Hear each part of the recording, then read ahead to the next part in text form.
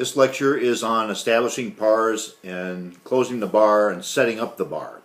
You should have pars set on backstock to ensure you have adequate supply on hand. The bar should have its own pars set for what is needed for a shift. And this can vary day to day, whether it's a Monday versus say Saturday night, so that you are prepared for business coming in. Your supply room should also be within easy access to the bar.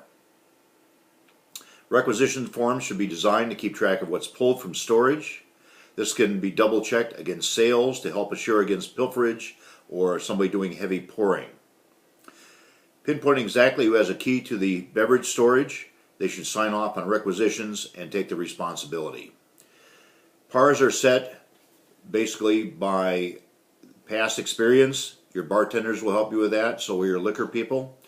And hopefully they will be within a short distance where they can service you and get you anything needed that would be something on spur of the moment if you ran out, or if as you're getting your restaurant open you need to establish these pars. You have no track record, they should help you. Closing the bar. Sanitize what needs to be sanitized, put away the perishables. Ensure all business is rung into the system.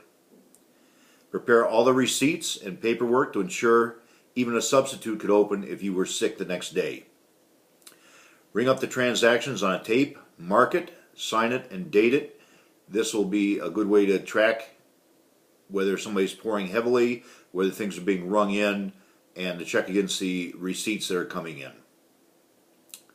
Money goes to a drawer, the drawer goes to a safe, the cash register is left open. This will help in case somebody comes in, breaks into the restaurant. They're not going to tear up your cash register just to get at the cash if it's not there.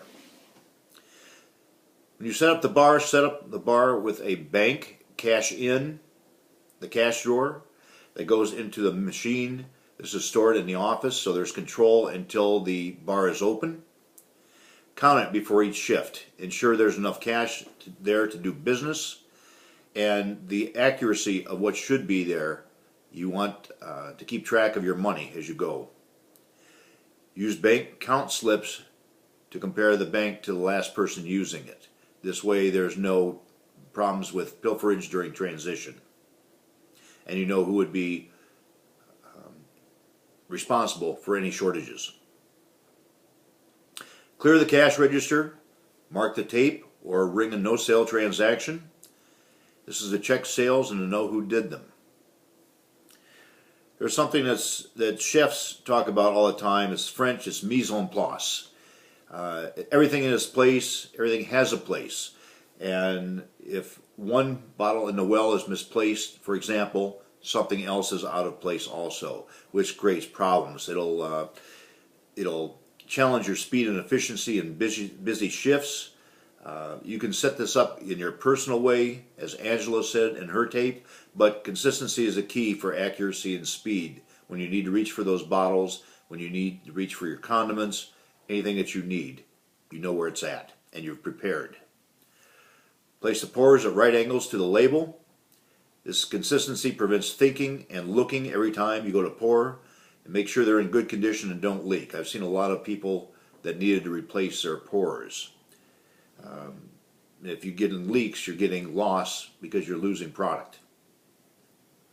Rotate the merchandise into coolers. The coldest and oldest is served first. This ensures that your customers are happy because they're getting a cold drink, or you're also serving the oldest product first, so you're rotating as you go so the product's in good condition. Products that are almost empty should have backup with a pour before the shift so you can jump right into them when needed. For mixes, set your pars for these also. If you have a premix that you're doing your own special things, make sure that you have enough made before the shift.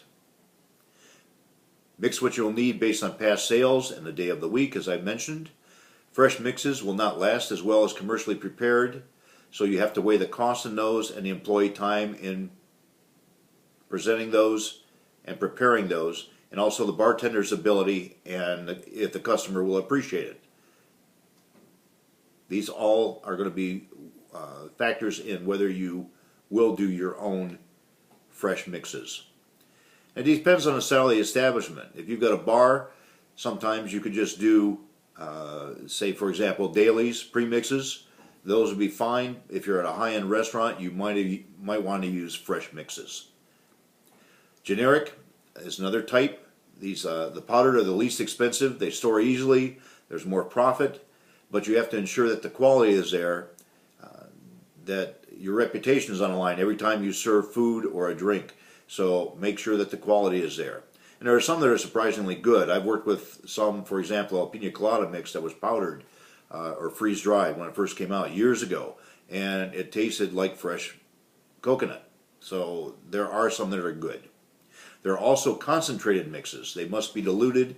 This is where water becomes a quality factor in the drink. This is one place. There are ready-to-use mixes, usually the most expensive, and usually come in speed bottles for the bar. Brand names can promote an image for your bar and also consistency. They're easy to use in mocktails, which are drinks without alcohol. If you're doing scratch, you have the option of fresher flavors, absolute quality, and uniqueness, but the time involved and cost, as I mentioned, in preparation will affect a lot of what you're going to need for setting things up and the time to set that bar up. Taste each on its own and on the rocks. This is the best way to do it because you're going to get, on the rocks, you'll get some dilution. Check for freshness each shift to see how they hold up. Look for consistency of aroma, flavor, and color. And the soft opening, when you do it, is a good time to fine-tune everything. You don't have people looking at you so stringently. They're happy to come in and do something, get a free meal and free drinks.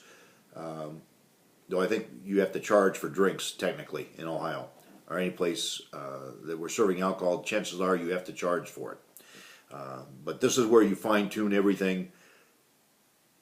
You're not going to change a significant number of items after that, so the soft opening and the preparation to the soft opening is where you want to determine what you're going to use.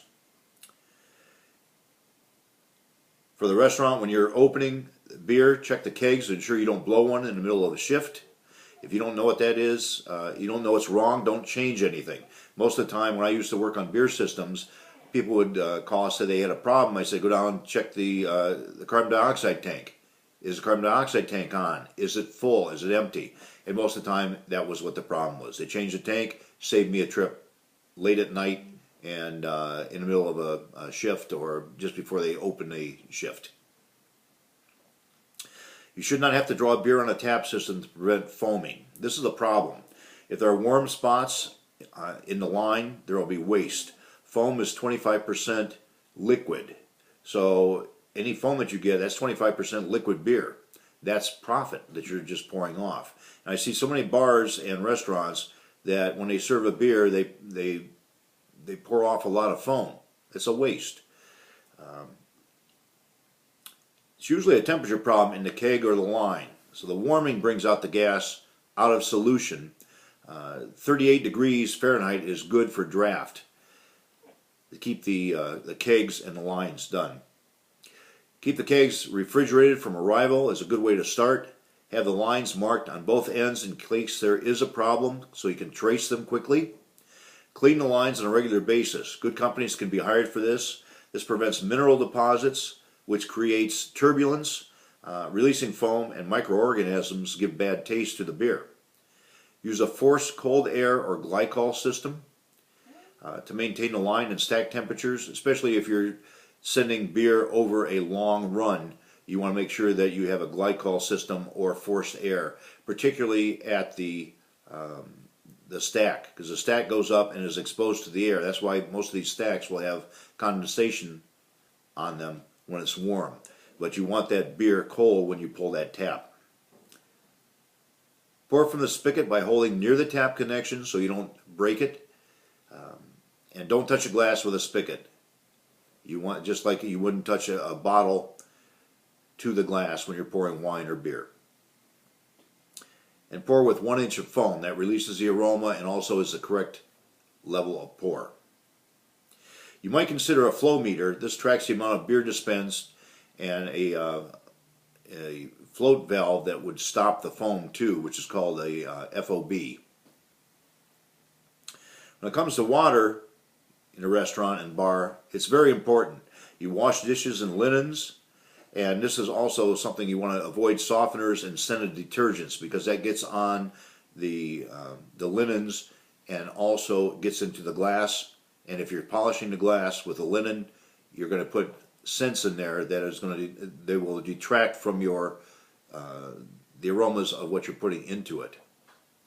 Flavor becomes a part of the drinks, coffee and tea to mixed drinks with concentrates. Think about when you go in, if you had bad water and then make coffee or tea and then try and drink them. It really affects the flavor in the beverage, and it can be really a detriment.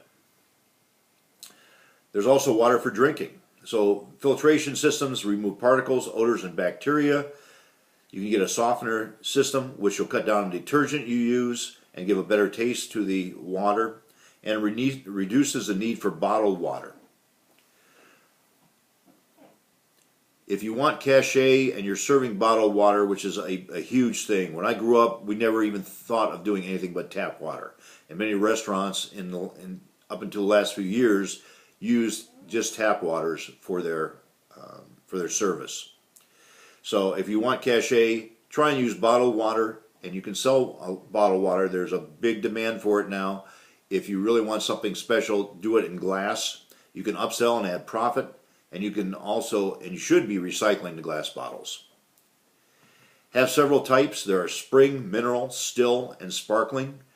Just remember that if you serve too much sparkling, that can fill a person up and kill the appetite. Mention the option of water to enhance sales. That's the server should be doing as part of their service and introduction to the table.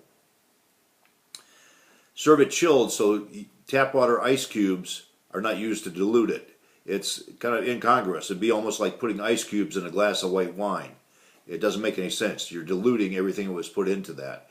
People are buying the water, bottled water, because it's unique. They don't want tap water in there to dilute it. Use a stem glass or different shaped glass to prevent confusing the bottled and the tap water. This saves when a server comes over, they know immediately which glass is which. Soft drinks, consult your pop companies for systems. They often install them. They should set up the carbonation to offer the most appropriate level of effervescence for you. If you're using bottles, try and use small ones. They'll chill quickly and stay fresh for the next drink. And there's less waste if you have to discard it because it went flat.